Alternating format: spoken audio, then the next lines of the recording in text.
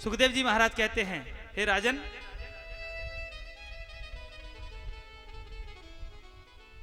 अनिरुद्ध जी का विवाह, दूसरा विवाह बाणासुर की पुत्री उषा के साथ में हुआ। ये बाणासुर भगवान शिव जी का बड़ा भक्त था। सुखदेव जी महाराज कहते हैं, हे राजन, इस विवाह में तो स्वयं द्वारकाधीश भगवान कृष्ण को शंकर जी के साथ में युद्ध करना पड़ा। परीक्षित जी ने पूछा कि भगवान शंकर से युद्ध द्वारकाधीश का? बोले हां। कैसे? सुखदेव जी महाराज बताते हैं, हे राजन, ये बाणासुर बड़ा शिव भक्त था। बाणासुर ने भगवान शंकर जी की बड़ी तपस्या की। भगवान शंकर ने इसको एक ध्वज प्रदान किया, एक झंडा प्रदान किया और कहा इसको अपने घर पर लगाना, महल के ऊपर लगाना, और जिस दिन यह ध्वज तुम्हारा टूट करके गिर जाए उस दिन समझ लेना कि बहुत बड़ा अनिष्ट होने वाला है, अब तुम्हारा कल्याण नहीं हो सकता। इस बाणासुर ने उस ध्वज को अपने महल के ऊपर लगाया। इधर ये बाणासुर की जो पुत्री उषा थी, इस बाणासुर की जो पुत्री उषा है, इस उषा ने अपने स्वप्न में भगवान के पुत्र का, भगवान के पुत्र जो इनके साथ में विवाह कर लिया। स्वप्न में ही अनिरुद्ध जी से विवाह कर लिया गंधर्व विधि से। मन में विचार करती है, स्वप्न खुला तो मन में विचार किया कि मैंने जिसके साथ स्वप्न में विवाह किया है मैं उसी के साथ में विवाह करूंगी। इसकी एक सहेली थी, इसका नाम है चित्रलेखा। चित्रलेखा को सारी बात बताई। ये चित्रलेखा बड़ी मायावी थी और बहुत बड़ी चित्रकार भी थी। इस चित्रलेखा ने बड़े सुंदर सुंदर चित्र बनाए, हर वंश के राजाओं के, हर वंश के राजकुमारों के चित्र बनाए और बना करके दिखाती है। उषा ने सारे चित्रों को देखा, लेकिन जैसे ही भगवान कृष्ण का चित्र बनाया, उषा ने कहा कि हां यही है, इसी छवि से मिलती जुलती छवि मेरे स्वप्न में थी। उषा ने जब कृष्ण के वंश के चित्र बनाना प्रारंभ किया और जैसे ही अनिरुद्ध का चित्र बनाया, उषा ने पहचान लिया। उषा ने कहा यही है। चित्रलेखा ने कहा चिंता मत करो, मैं तुम्हारे लिए प्रबंध करती हूं। सुखदेव जी महाराज कहते हैं, हे राजन, ये चित्रलेखा आज रात्रि में उड़ते हुए, बड़ी मायावी थी, उड़ते हुए जाती है और द्वारकाधीश के महल में प्रवेश करती है और जहां पर अनिरुद्ध सोए हुए थे उस महल में पहुंचती है। पहुंच करके सोए हुए अनिरुद्ध को और उस पलंग के सहित आज अपनी माया के द्वारा उड़ा करके लेकर के जाती है और चित्रलेखा उषा के महल में लेकर के पहुंच जाती है। उषा के महल में पहुंची, वहां पर जाकर के पलंग को रखा। जब अनिरुद्ध की निद्रा खुली, उन्होंने जब इस दृश्य को देखा तो पूछा, हे देवी आप कौन हैं? उषा ने समस्त बात को बताया। उषा ने कहा कि मैं तुमसे प्रेम करती हूं और मैंने तुमसे अपने स्वप्न में ही विवाह कर लिया था, इसलिए मैं तुमसे विवाह करना चाहती हूं। अनिरुद्ध ने भी उषा को पसंद किया और उषा के साथ में वहीं पर विवाह हो गया। आज अनिरुद्ध और उषा अपने महल के उस कक्ष में वार्तालाप कर रहे थे। किसी बात पर बहुत जोर से जब हंसी आई और हंसना प्रारंभ हुए, द्वारपालों ने जब इस हंसी को सुना तो जाकर के और बाणासुर से कहा, जाकर के कहा कि आपके घर में कन्या या कुलदूषणम, आपके महल में कोई पुरुष हमको समझ में आ रहा है। जैसे ही बाणासुर आया और वहां पर भगवान कृष्ण के पौत्र को देखा तो पकड़ करके बंदी बना लिया और बंदी बना करके और कारागार में डाल दिया। इसी वृत्तांत को नारद जी महाराज ने जब जाकर के कृष्ण से कहा, नारद जी ने कृष्ण से जाकर के कहा, द्वारकाधीश भगवान से कहा कि हे कन्हैया, मैं आपके राज्य में आया हूं, आपके राज्य का कुशल क्षेम जानने के लिए आया हूं। कन्हैया से कहा, तुम्हारे राज्य में सब कुशल मंगल तो है, सब ठीक है ना? तो भगवान द्वारकाधीश ने कहा, कन्हैया कहते हैं कि महाराज वैसे तो सब कुछ ठीक है, सब कुशल मंगल चल रहा है, लेकिन अब की काफी दिनों से अनिरुद्ध दिखाई नहीं दिए। नारद जी ने सूचना दी। नारद जी कहते हैं कि तुम्हारे पौत्र को बाणासुर ने बंदी बना लिया है और वो तुम्हारे पौत्र बाणासुर की जेल की हवा खा रहे हैं। जैसे ही भगवान को पता चला तो आज अपनी नारायणी सेना को लेकर के और बाणासुर के ऊपर चढ़ाई करने के लिए और आज भगवान श्री कृष्ण प्रस्थान करते हैं। बाणासुर के पास में भगवान श्री कृष्ण पहुंचते हैं। जैसे ही बाणासुर के राज्य में प्रवेश किया भगवान ने, तो इस बाणासुर का जो ध्वज लगा हुआ था, झंडा लगा हुआ था, ये झंडा टूट करके अपने आप जमीन में गिर गया। बाणासुर ने देखा कि मेरा ध्वज इस प्रकार से कैसे गिरा, भयभीत हो गया, भगवान भोलेनाथ की शरण में गया और भगवान भोलेनाथ के पास में जाकर के ये बाणासुर बड़ी विनम्र प्रार्थना करता है। भगवान भोलेनाथ से कहता है, प्रभु मेरा ध्वज गिर गया है, मुझे लगता है मेरे राज्य पर कोई बहुत बड़ा संकट आने वाला है, मेरी रक्षा करें। आज भगवान भोलेनाथ आए और आकर के बाणासुर के जो राज्य है, जिसको स्वाणितपुर कहते हैं, इस स्वाणितपुर के द्वार पर आकर के भगवान भोलेनाथ खड़े हो जाते हैं और खड़े होकर के रक्षा करने के लिए पहरा देने लगते हैं। भगवान श्री कृष्ण अपनी नारायणी सेना को लेकर के स्वाणितपुर में पधारे और स्वाणितपुर में जैसे ही प्रवेश किया तो भगवान भोलेनाथ का दर्शन हो गया। आज भगवान भोलेनाथ का जैसे ही दर्शन हुआ तो द्वारकाधीश भगवान ने देखा तो प्रणाम किया भगवान भोलेनाथ को। हे भोलेनाथ, आपको प्रणाम है। भगवान भोलेनाथ ने भी जब द्वारकाधीश को देखा तो बाबा भोलेनाथ भी आज भगवान श्री कृष्ण को प्रणाम करते हैं। भोले बाबा ने कहा, हे कन्हैया, तुम्हारा बहुत स्वागत है, सत्कार है, लेकिन आप यहां पर पधारे कैसे, यहां पर आना कैसे हुआ? तो कन्हैया ने कहा कि प्रभु, इस बाणासुर ने मेरे पौत्र को अपने महल में बंदी बना करके रखा है, अनिरुद्ध को बंदी बना लिया है महाराज, इसलिए ये बड़ा दुष्ट है, अन्यायी है, अत्याचारी है, इसको दंड देने के लिए मैं आया हूं। भगवान भोलेनाथ ने कहा, कन्हैया, जिसको तुम दंड देने के लिए आए हो ना, उसी की रक्षा करने के लिए मैं भी आया हूं। कन्हैया ने कहा कि महाराज, आप यहां से चले जाइए, मैं आपसे युद्ध नहीं कर सकता, इसलिए मैं आपको प्रणाम करता हूं। भगवान भोलेनाथ ने कहा कि देखो कन्हैया, चाहे कैसा भी हो, जैसा भी है, अच्छा बुरा, अब है तो हमारा चेला ही, और चेला की रक्षा करना गुरु का धर्म होता है। वो हमारा चेला है, हम उसके गुरु हैं, हमारा धर्म है, हमारा ये नियम है कि अपने चेला को परेशान नहीं देख सकते, चेला के कष्ट को सहन नहीं कर सकते, इसलिए अपने चेला की रक्षा करने के लिए आए हैं। उससे विश्वासघात तो करेंगे नहीं, अब उसको वचन दिया है तो वचन की रक्षा तो करना ही है, अब उसको कैसे छोड़ दें?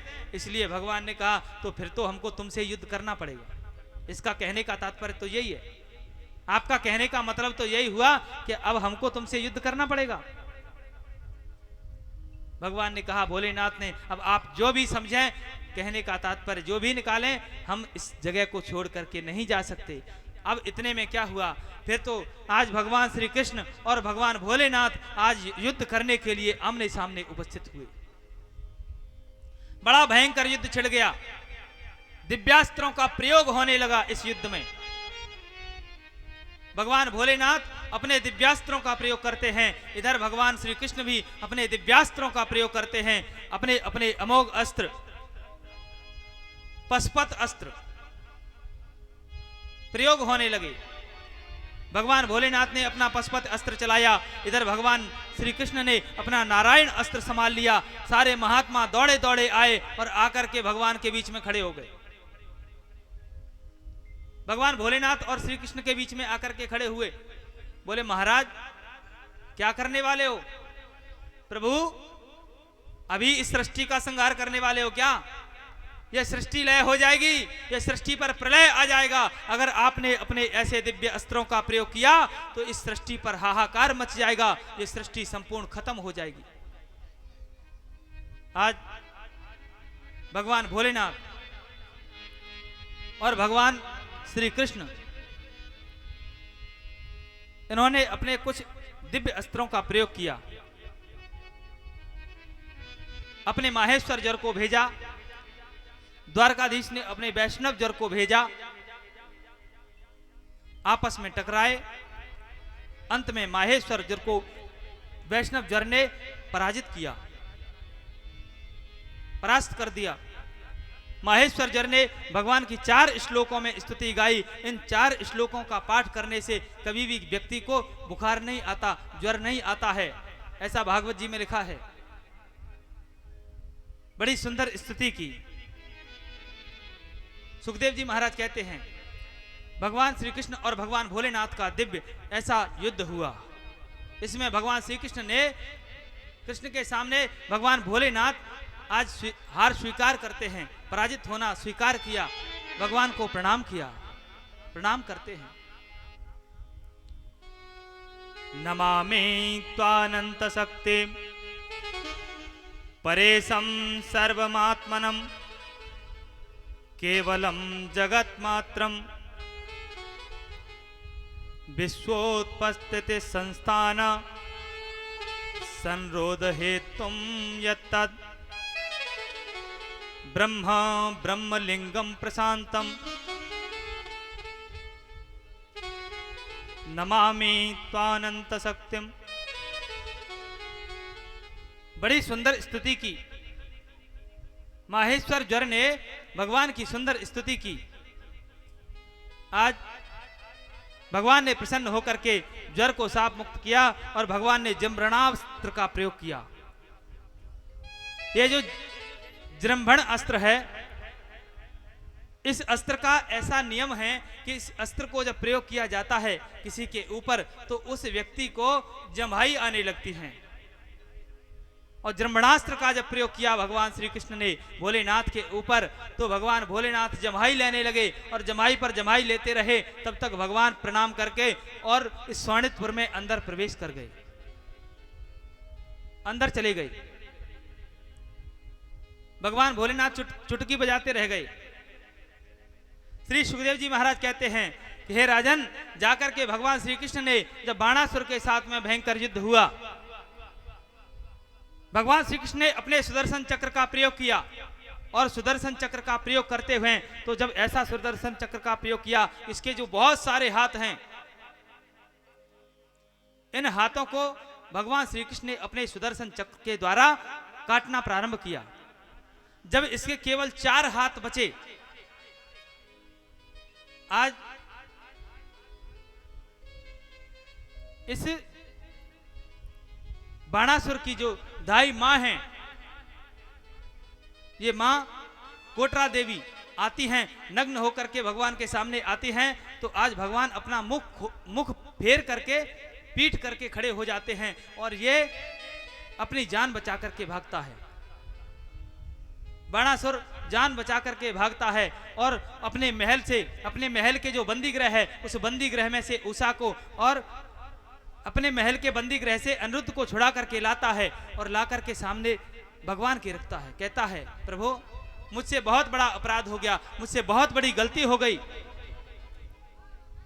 मेरे ऊपर कृपा करें। आज भगवान श्री कृष्ण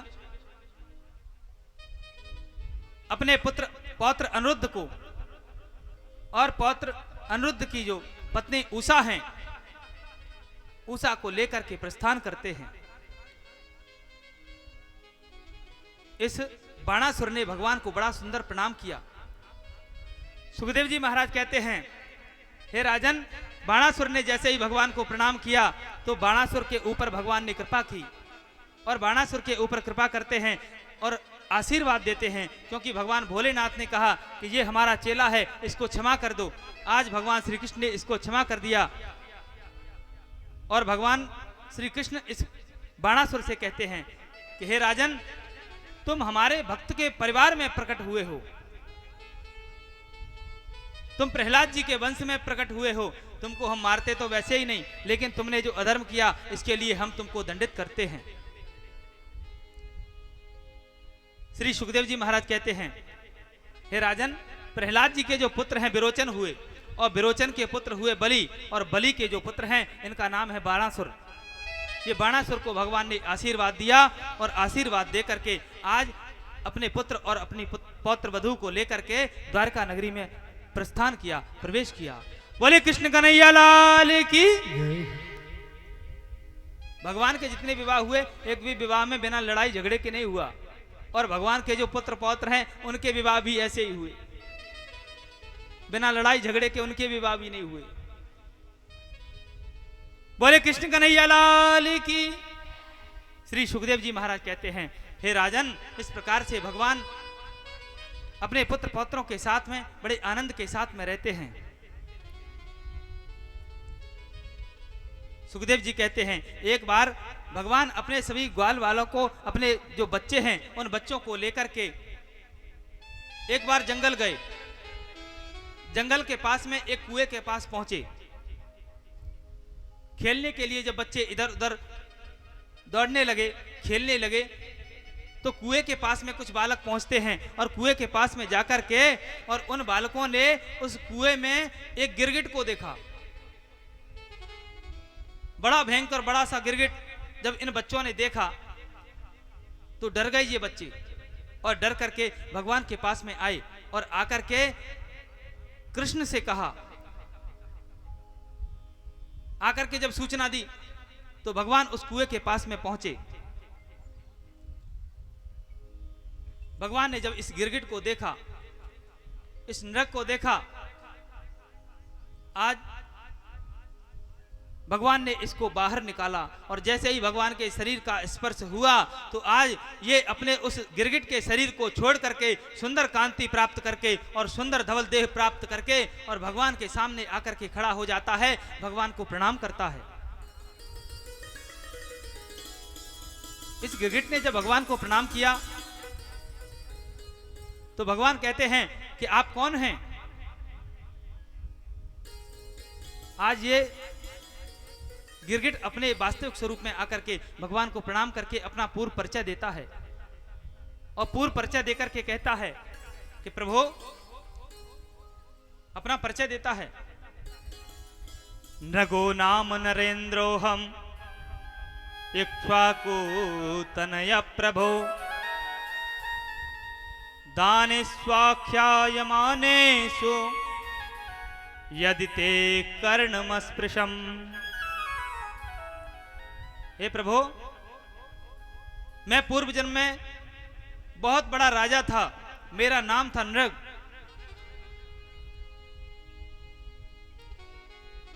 मैं बहुत बड़ा दानी था। अब देखिए, ये अपना परिचय दे रहा है और परिचय देने का तरीका देखिए, परिचय कैसे दे रहा है, क्या परिचय बता रहा है कि मैं बहुत बड़ा राजा था और बहुत बड़ा राजा होने के उपरांत मैं बहुत बड़ा दानी भी था। अपनी खुद की तारीफ कर रहा है, क्योंकि जो स्वाभाविक प्रकृति होती है व्यक्ति की, वो प्रकृति कभी छूटती नहीं है। जो स्वभाव होता है, ये स्वभाव कभी जल्दी छूटता नहीं है। राजा नृग कहता है कि मैं इक्ष्वाकु का पुत्र सूर्यवंशी राजा नृग हूं।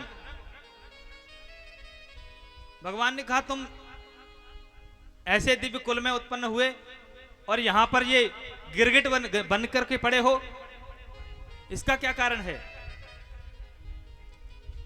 राजा नृग ने कहा कि मैंने अपने जीवन में बहुत दान किया, मैंने अपने जीवन में बहुत सारी गायों का दान किया और इतनी गायों का दान किया, इतनी गायों का दान किया कि जीवन में शायद कोई व्यक्ति अपने जीवन में शायद आकाश के तारा मंडल को गिन ले, शायद भूमि के कणों को गिन ले, लेकिन मैंने अपने जीवन में इतनी गायों का दान किया कि कोई गिन नहीं सकता। भगवान ने कहा जब इतनी गायों का दान किया तब भी इसमें ऐसी योनि में आकर के पड़े हो सकता है तुमने कोई बूढ़ी टेढ़ी ऐसी दुबली पतली गायों का दान किया होगा बिना काम की। बोले नहीं, मैंने तो ऐसी गायों का दान किया जो सुंदर कपिला गौ युवा, और ऐसी गौओं का दान किया और ऐसे स्वर्ण मंडित करके उनके सींगों को स्वर्ण से मंडित करके उनके खुरों को चांदी से मढ़ करके और तब दान किया। लेकिन महाराज गलती कहां हुई? मैंने एक बार एक अपने राज्य से एक गौ का दान किया और एक ऐसे ब्राह्मण को दान किया। वो ब्राह्मण जब मेरी उस ऐसी दिव्य गौ को लेकर के जा रहा था तो मार्ग में वो गौ भागने लगी और भाग करके मेरी जो गायें थीं उन गायों के झुंड में आकर के पुनः मिल गई। और जब मेरी गायों के झुंड में आकर के वो गौ मिल गई, फिर कोई दूसरा ब्राह्मण मुझसे दान लेने के लिए आया तो अज्ञानतावश मुझे ज्ञान नहीं था कि ये गाय मैं पहले दान कर चुका हूं। और वही गाय मैंने जब किसी दूसरे ब्राह्मण को दान की, वो ब्राह्मण लेकर के जाने लगा तो मार्ग में जिस पहले ब्राह्मण को दान की थी वो ब्राह्मण उस गाय को ढूंढते हुए और जा रहा था। आपस में मिलना हो गया दोनों का।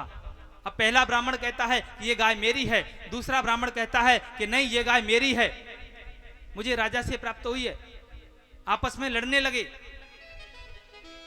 जब दोनों आपस में लड़े तो दोनों की जब लड़ाई शांत नहीं हुई तो दोनों मिलकर के उस गौ को लेकर के मेरे पास में आए और मेरे पास में आकर के अपनी समस्या कही, बताई।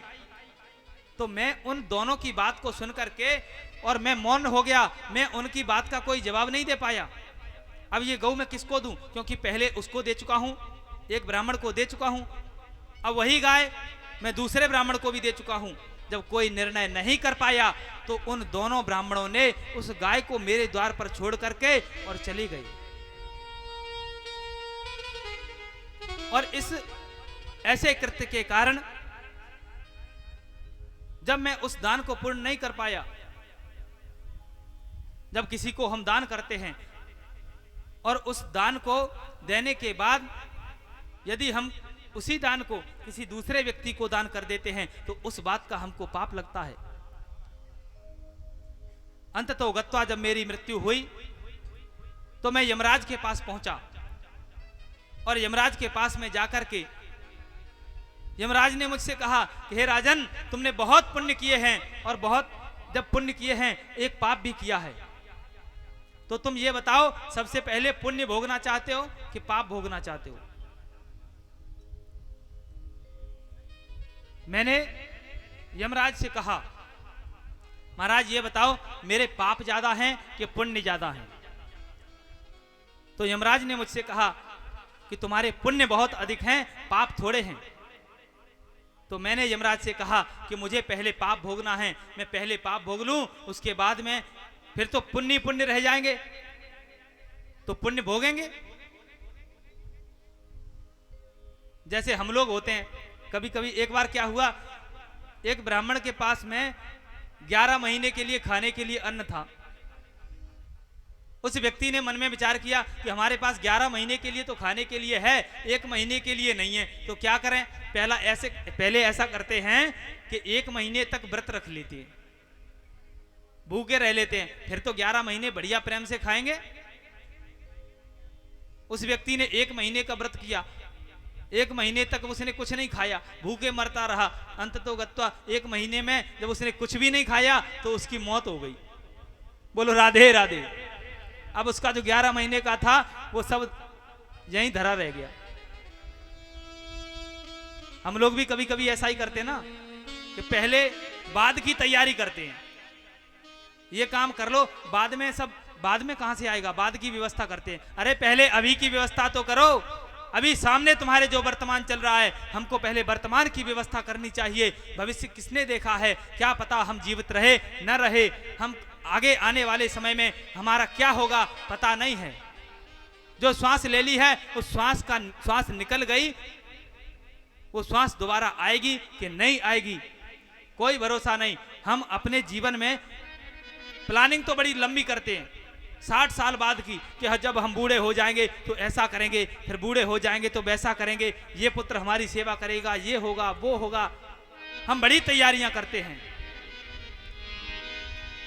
इतरा ना इतना बंदे हो, इतरा ना इतना बंदे, 2 दिन की जिंदगानी।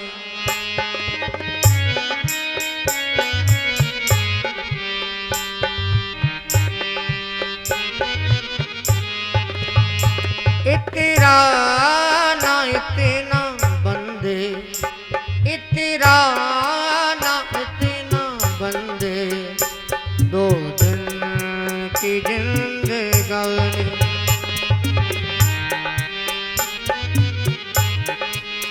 हे पानी का है बबूला, पानी का है बबूला, हो जाए फिर रवानी।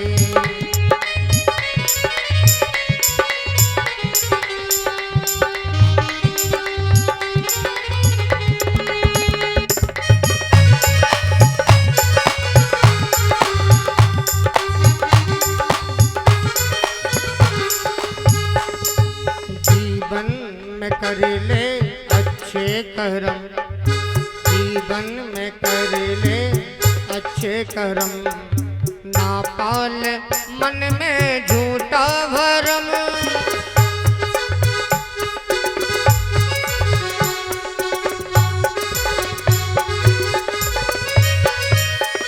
जीवन में कर ले अच्छे कर्म, जीवन में कर ले अच्छे कर्म, ना पाल मन में झूठा भरम। तेरे संग में चलेगी,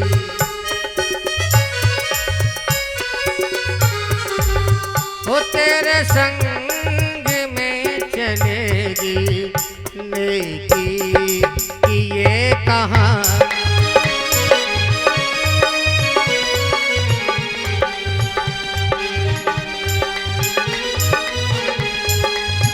इतरा ना इतना बंदे, 2 दिन की जिंदगानी।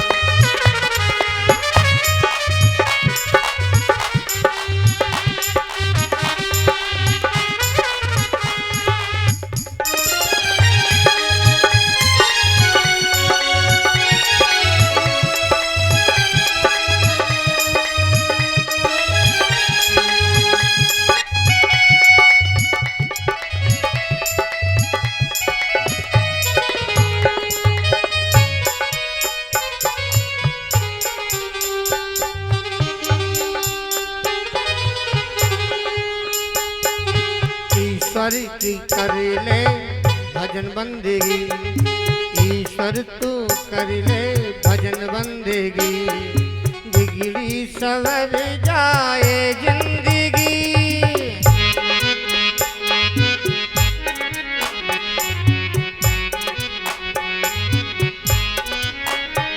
हरि प्रभु की तू कर ले भजन बंदेगी, बिगड़ी सवर जाए जिंदगी। तज काम क्रोध लालच,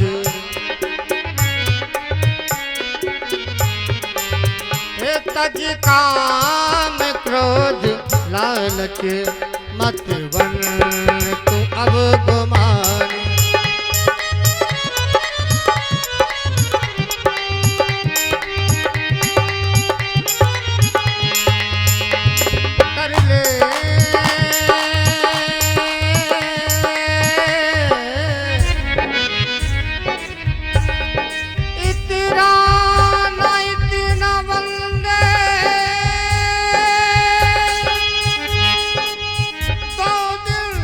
जिंदगानी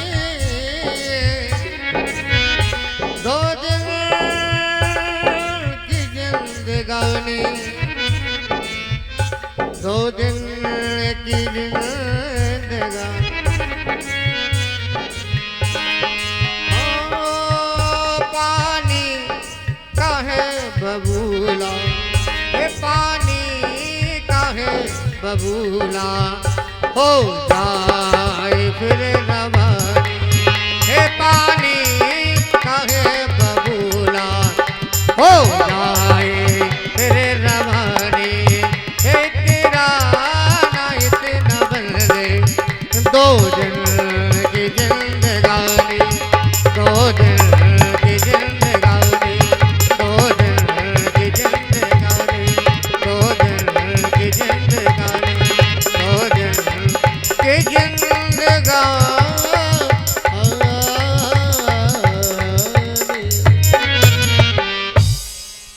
बोलिए कृष्ण कन्हैया लाल की। जय। सुखदेव जी महाराज कहते हैं कि राजा नृग ने भगवान से कहा कि मैं जब यमराज के यहां गया तो यमराज से मैंने जब इस प्रकार की बात सुनी, यमराज ने पूछा कि पहले स्वर्ग भोगना चाहते हो कि नरक? तो मैंने कहा नरक भोगना चाहता हूं। तो यमराज ने मुझे इस गिरगिट की योनि में भेजा और मैं अपने उस पाप कर्म के करने के कारण मुझे इस गिरगिट की योनि में गिरना पड़ा। और प्रभु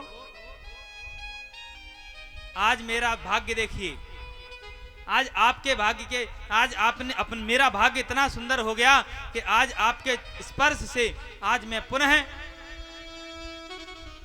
अपने दिव्य रूप में आ गया। ये मेरे ऊपर आपने बड़ी कृपा की। हमारे शास्त्र कहते हैं कभी भी यदि आप दान करते हैं, आप अगर किसी को दान देने की कहते हैं तो उस दान को अवश्य करें।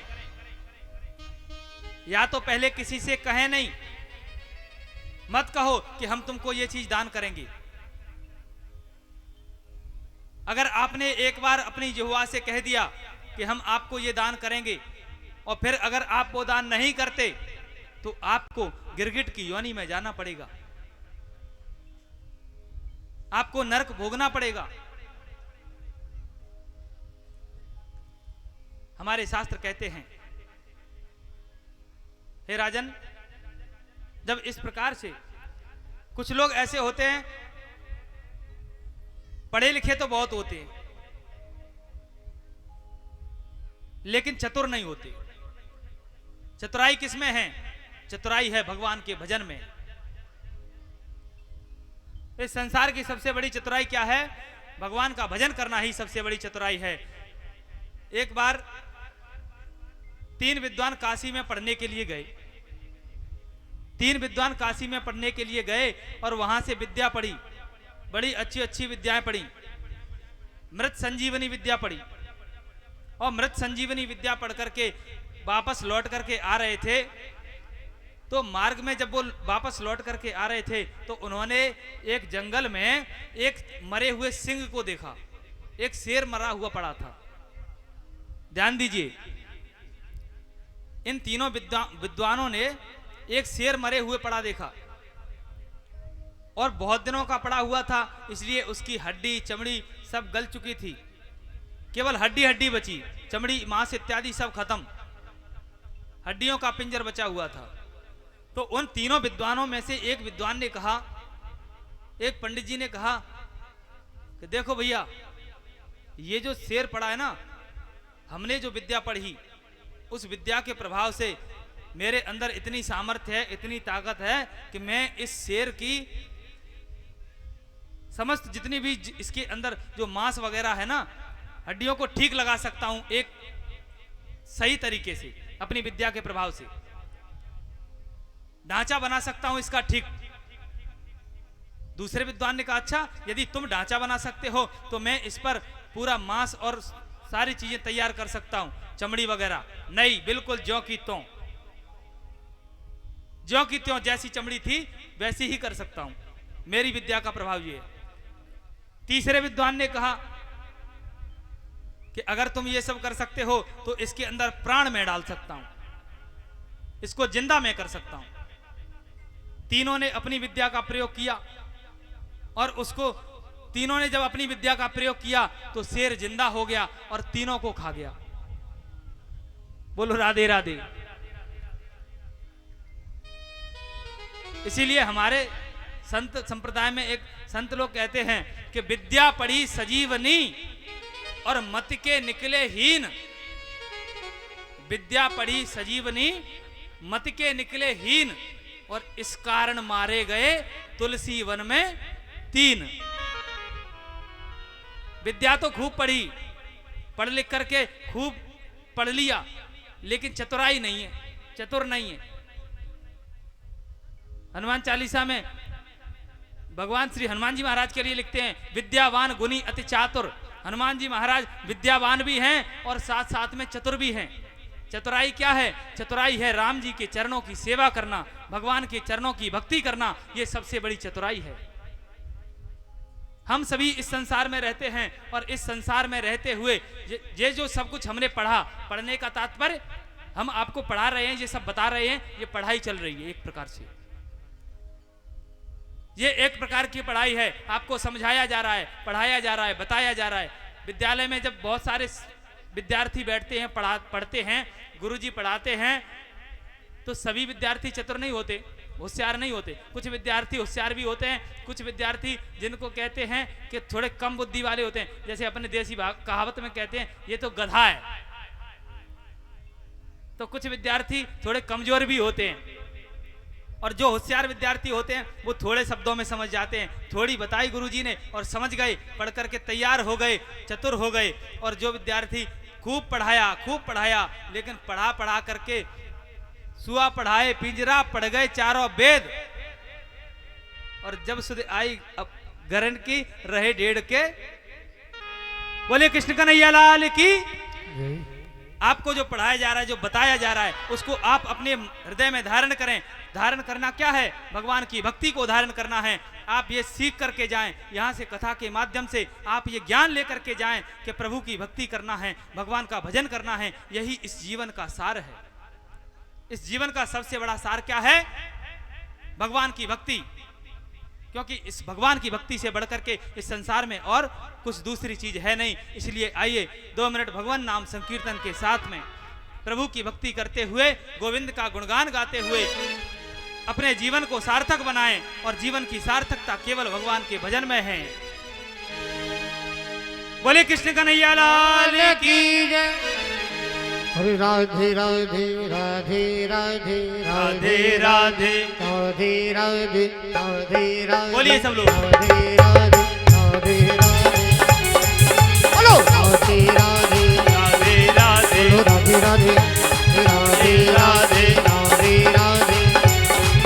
बोलो राधे राधे राधे राधे राधे राधे राधे राधे बोलो राधे राधे राधे राधे। अरे राधे राधे राधे गाने मन दूर नहीं है वृंदावन। राधे राधे गाने मन भोली नहीं है वृंदावन। राधे राधे गाने मन दूर नहीं है वृंदावन। गाइए सब लोग। राधे राधे गाने मन दूर नहीं है वृंदावन।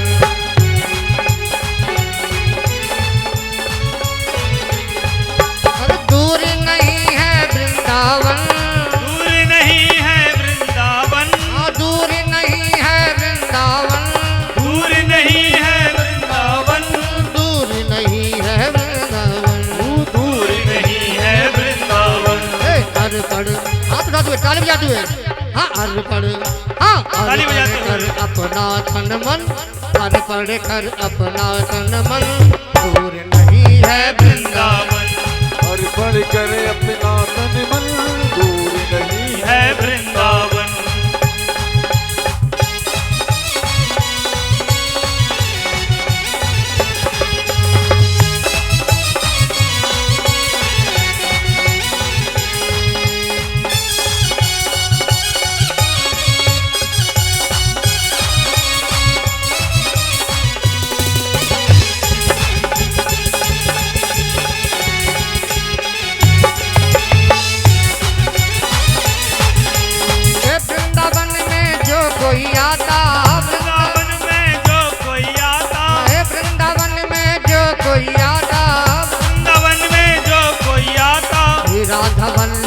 दर्शन पाता, राधा वल्लभ दर्शन पाता, राधा वल्लभ दर्शन पाता, राधा वल्लभ दर्शन पाता। हे वृंदावन में जो कोई आता, वृंदावन में जो कोई आता, हे राधा वल्लभ दर्शन पाता, राधा वल्लभ दर्शन पाता।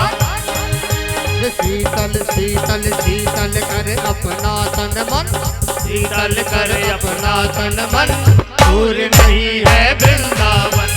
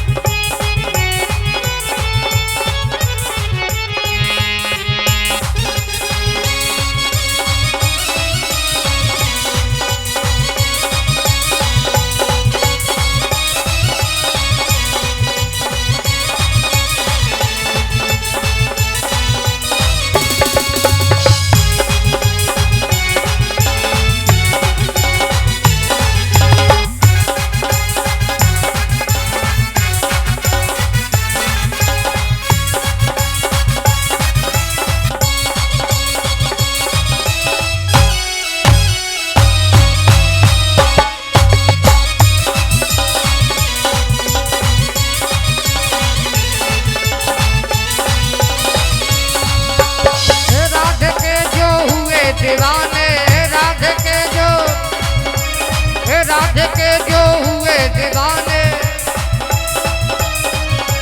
झूम रहे हैं हो मस्ताने, झूम रहे हैं वो मस्ताने, झूम रहे हैं हो मस्ताने, झूम रहे हैं हो मस्ताने।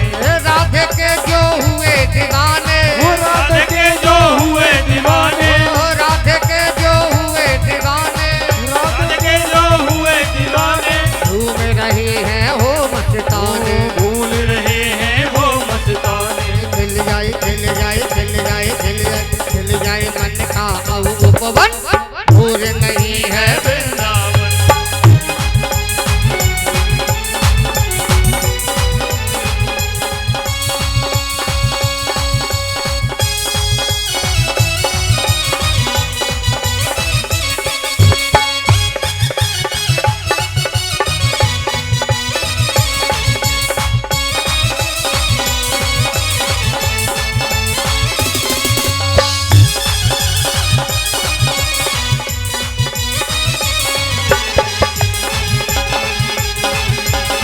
राधे राधे राधे राधे राधे राधे राधे राधे राधे राधे राधे गाले मन, राधे राधे गाले मन, दूर नहीं है वृंदावन। राधे राधे मन, दूर नहीं है वृंदावन। राधे राधे गाले मन, राधे राधे राधे मन, राधे राधे गाले मन, राधे राधे राधे मन, ये दूर नहीं है वृंदावन, दूर नहीं है वृंदावन, दूर नहीं है वृंदावन। दूर नहीं है वृंदावन। हर पड़े हर पड़े कर अपना तन मन, हर पड़े कर अपना तन मन, दूर नहीं है वृंदावन।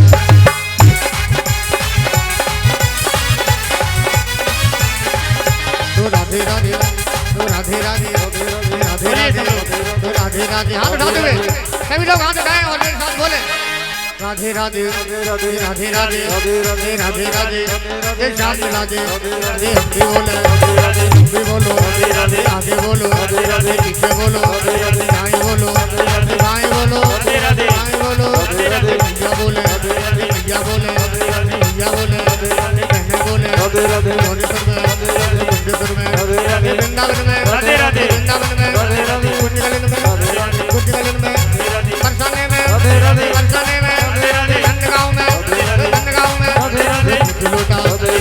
लोटा मानसी अंगा राधा कुंड में घंटीवट में श्याम सिलाप में यमुना तट में डाल में बात में लोबा के बिहारी पंज बिहारी रास बिहारी रमण बिहारी राधे राधे राधे राधे राधे राधे राधे राधे राधे राधे गाले मन दूर नहीं है वृंदावन राधे राधे राधे मन दूर नहीं है वृंदावन राधे राधे गाले मन दूर नहीं है वृंदावन दूर नहीं है वृंदावन दूर नहीं है वृंदावन।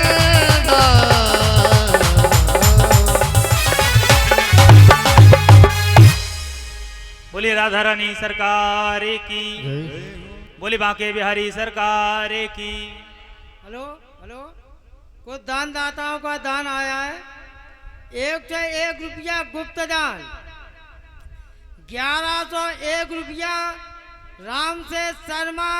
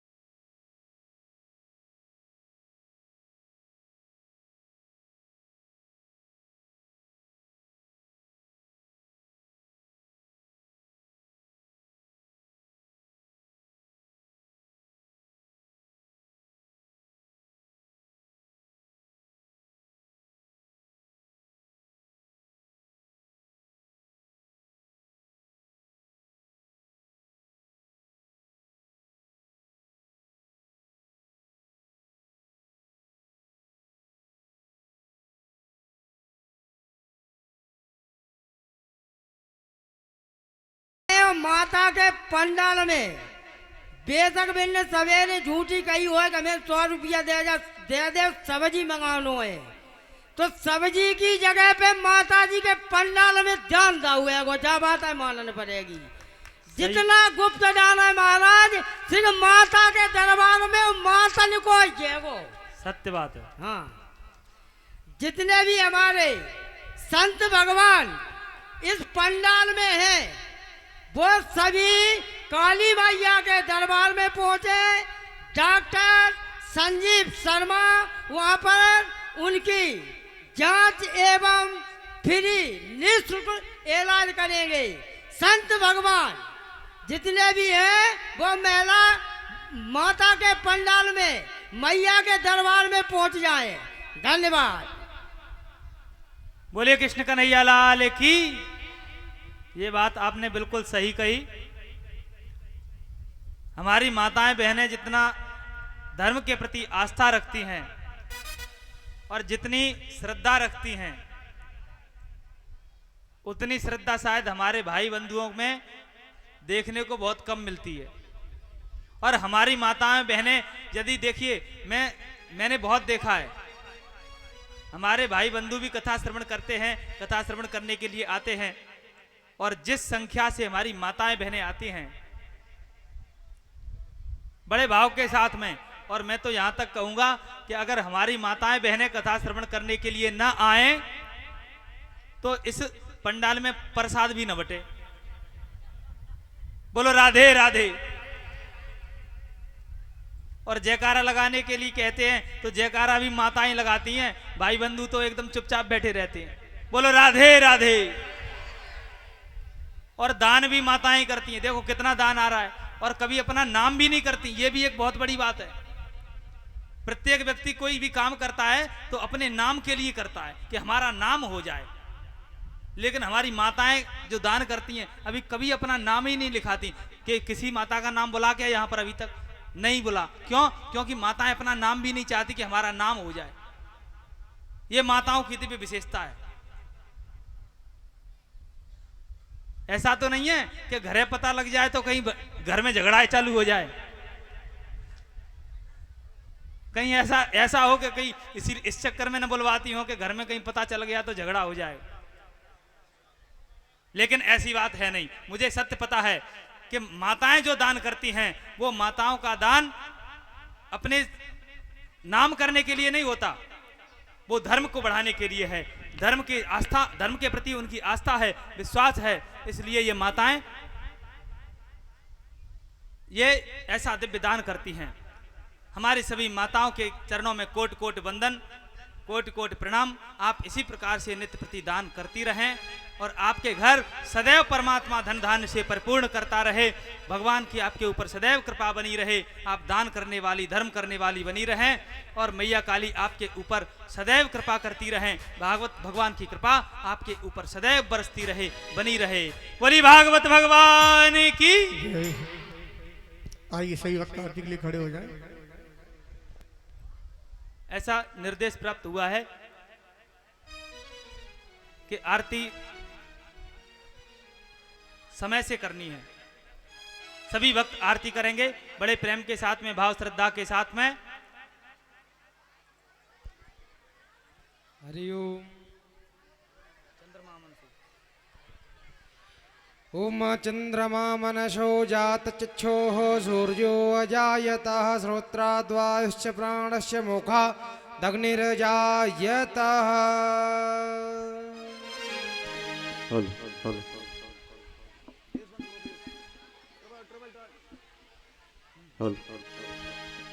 अधर धर मुरली बजैया की आरती कृष्ण कन्हैया की। अधर धर मुरली बजैया की आरती कृष्ण कन्हैया की। अधर धर मुरली बजैया की आरती कृष्ण कन्हैया की। अधर धर मुरली बजैया की आरती कृष्ण कन्हैया की। कृष्ण तुम मथुरा जन्म लियो, कृष्ण तुम मथुरा जन्म लियो। कृष्ण तुम मथुरा जन्म लियो। कृष्ण तुम मथुरा जन्म लियो। नंद घर मंगलाचार कियो। नंद घर मंगलाचार कियो। नंद घर मंगलाचार कियो। नंद घर मंगलाचार कियो। यशोदा यशोदा यशोदा गोद खिलैया की आरती कृष्ण कन्हैया की। यशोदा गोद खिलैया की आरती कृष्ण कन्हैया की। अधर धर मुरली बजैया की आरती कृष्ण कन्हैया की। अधर धर मुरली बजैया की आरती कृष्ण कन्हैया की। कृष्ण तुम यशोदा के छैया। कृष्ण तुम यशोदा के छैया। कृष्ण तुम यशोदा के छैया। कृष्ण तुम यशोदा के छैया। श्याम बलदाऊ के भैया। श्याम बलदाऊ के भैया। श्याम बलदाऊ के भैया। श्याम बलदाऊ के भैया।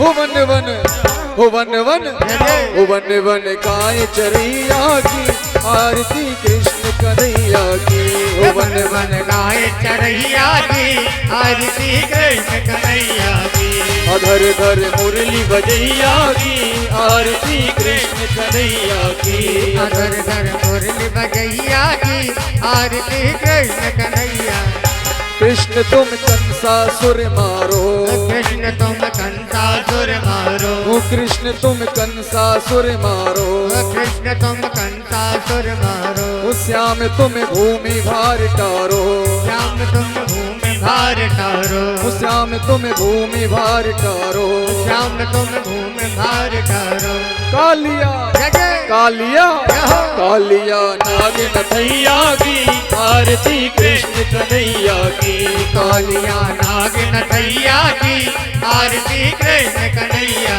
की अधर धर मुरली बजैया की आरती कृष्ण कन्हैया की अधर धर मुरली बजैया की आरती कृष्ण कन्हैया की कृष्ण तुम अर्जुन के प्यारे कृष्ण तुम अर्जुन के प्यारे ओ कृष्ण तुम अर्जुन के प्यारे कृष्ण तुम अर्जुन के प्यारे श्याम तुम भगतन रखवारे श्याम तुम भगतन रखवारे ओ श्याम तुम भगतन रखवारे श्याम तुम भगतन रखवारे जमुना तट जमुना तट रास रचैया की आरती कृष्ण कन्हैया की जमुना तट रास रचैया की आरती कृष्ण कन्हैया की अधर धर मुरली बजैया की आरती कृष्ण कन्हैया ओ अधर धर मुरली बजैया की आरती कृष्ण कन्हैया की आरती गाते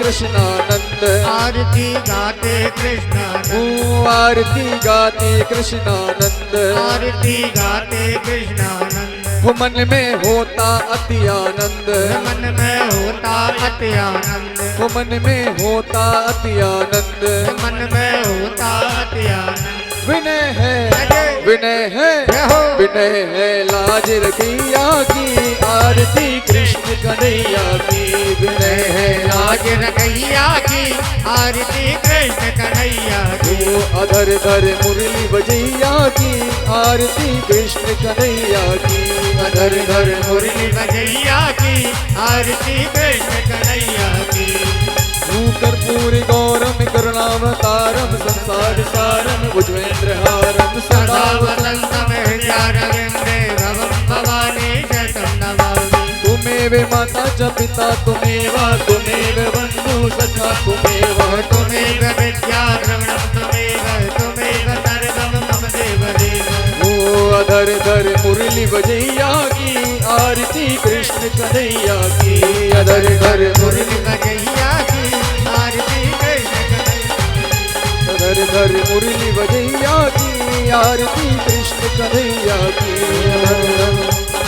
नित्य गाना रे नित्य गाना रे नित्य गाना रे हरि का नाम थोड़ा थोड़ा उलट जनर हरि का नाम थोड़ा थोड़ा नित्य गाना रे हरि का नाम थोड़ा थोड़ा उलट जनर हरि का नाम थोड़ा थोड़ा अरे थोड़ा थोड़ा थोड़ा थोड़ा हाँ थोड़ा थोड़ा थोड़ा थोड़ा थोड़ा थोड़ा हाँ थोड़ा थोड़ा नित्य गाना रे हरि का नाम थोड़ा थोड़ा उलट जनर हरि का नाम थोड़ा थोड़ा गाना रे हरि का नाम थोड़ा थोड़ा अधर धर मुरली बजैया की आरती कृष्ण कन्हैया की अधर धर मुरली बजैया की आरती कृष्ण कन्हैया की आरती कृष्ण कन्हैया की ओ आरती कृष्ण कन्हैया की आरती कृष्ण कन्हैया कन्हैया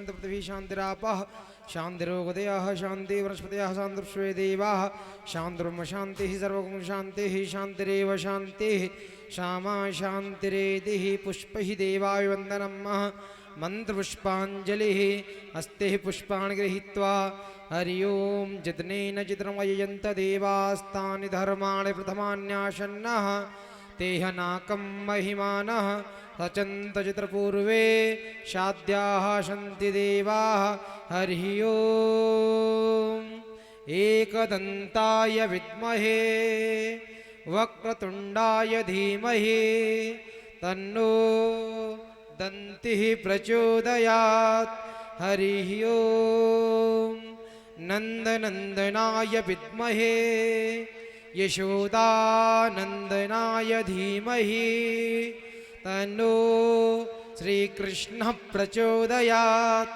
हरिः ओम कात्यायन्यै च विद्महे कन्याकुमार्यै च धीमहि तन्नो दुर्गे प्रचोदयात् सेवन्तिकावकुलचम्पकपाटलब्जैः पुन्नागजातिकरवीररशालपुष्पैः बिल्वप्रवालतुलसी दलमञ्जरीवि त्वां पूजयामि जगदीश्वर मे प्रसीद नानासुगन्धिपुष्पाणि यथा कालोद्भवानि च पुष्पाञ्जलिर्मया दत्त गृहाण परमेश्वर कायेन वाचा मनसेन्द्रियैर्वा बुद्ध्यात्मना वा प्रकृतेर्स्वभावात् करोमि यद्य सकलं परस्मै नारायणायेत् समर्पयेत् मंत्र पुष्पांजलि भागवत भगवान की, व्यास जी महाराज की, सुखदेव भगवान की, बोले भूपड़ी काली मैया की, बोले खिरापति सरकार की, हनुमान जी महाराज की, शंकर भगवान की, श्री राम भगवान की, गंगा मैया की, यमुना मैया की, सरयू मैया की, गोदावरी मैया की, सब संतन की, सब भक्तन की, धर्म की, धर्म की, धर्म का नाश हो, धर्म का नाश हो, प्राणियों में सद्भावना हो, प्राणियों में सद्भावना हो, विश्व का कल्याण हो, विश्व का कल्याण हो, गौ माता की, गौ माता की, सत्य सनातन वैदिक धर्म की, सत्य सनातन वैदिक धर्म की, सत्य सनातन धर्म का, सत्य सनातन धर्म का, धर्म की, परम पूज्य श्री नारायण दास महाराज की जय जय श्री राधे, जय जय श्री राधे, जय जय श्री राधे। नमः पार्वती पतये हर हर महादेव। शंभु। सभी भक्तवृंद अपने अपने स्थान पर बैठ जाएंगे और आपको कल कथा का विश्राम दिवस भी है, जिसमें आपने सब कथाओं का दर्शन किया। कल सबके सामने सुदामा चरित्र की कथा प्रस्तुत की जाएगी। हम सब लोग अधिक से अधिक संख्या में आकर के सुदामा चरित्र का आनंद लें और अभी सभी माताएं बहनें भाइयों बंधु अपने अपने स्थान पर बैठ जाएंगे। अपने अपने स्थान पर बैठ करके वहीं आपके पास आरती प्रसादी आएगी। भक्त वत्सल भगवान की, बोलिए कृष्ण कन्हैया लाल की। आज तक 7 दिन तक ये 9 दिन की कथा है और अभी तक जिन लोगों ने कथा नहीं श्रवण कर पाई है वो लोग कल की भी अगर कथा श्रवण कर लेते हैं तो उनको वही 7 दिन की कथा श्रवण करने का फल प्राप्त होगा। इसलिए कल की कथा में ज्यादा से ज्यादा संख्या में पधारें और कल आपको सुदामा चरित्र की कथा श्रवण कराई जाएगी और राजा परीक्षित जी के मोक्ष की कथा आप सभी को श्रवण कराई जाएगी और अन्य और भी कथाएं आपको श्रवण कराई जाएंगी। सभी लोग अधिक से अधिक संख्या में